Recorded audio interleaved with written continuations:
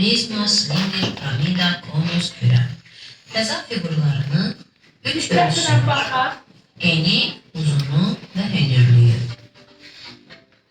Düzbucaqlı prizma düz yüzü düz bucaqlı formasındadır. Düz yüzü 6, dili 12, təpə nöqtəsi 8'dir. Üç bucaqlı prizma. Üç bucaqlı prizmanın iki yüzü üç bucaq, üç yüzü düz bucaqlıdır. Düz yüzü 5, dili 9, təpə nöqtəsi 6'dır. Kub. Düz yüzü kvadrat formasındadır. Düz yüzü 6, dili 12, təpə nöqtəsi 8'dir. Silindir.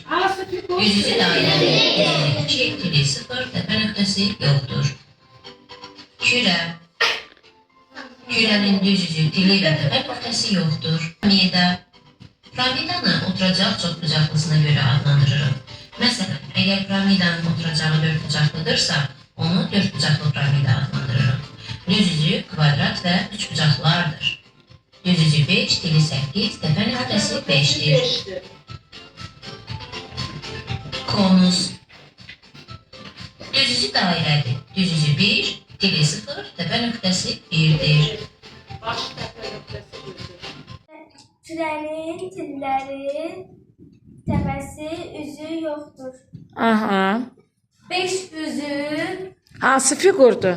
piramida, 5 yüzü var, 5 təpəsi, 8'e tili.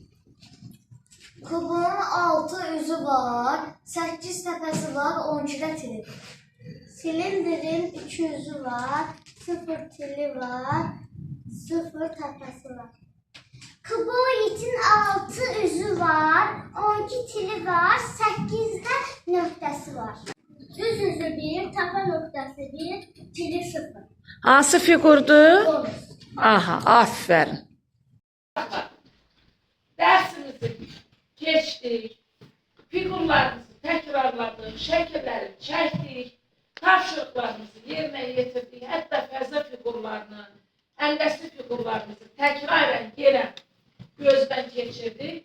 Şimdi bak bu formada sinifimizde olan şagirdlerimizin hazırladığı figurları yığmışıq masa üzerine. Şimdi belə bir oyun keçirdəcəyik. Mən şagirdlərin adını çəkdikcə əmin uşaq gələcək, götürəcək, figuru verəcək mənə.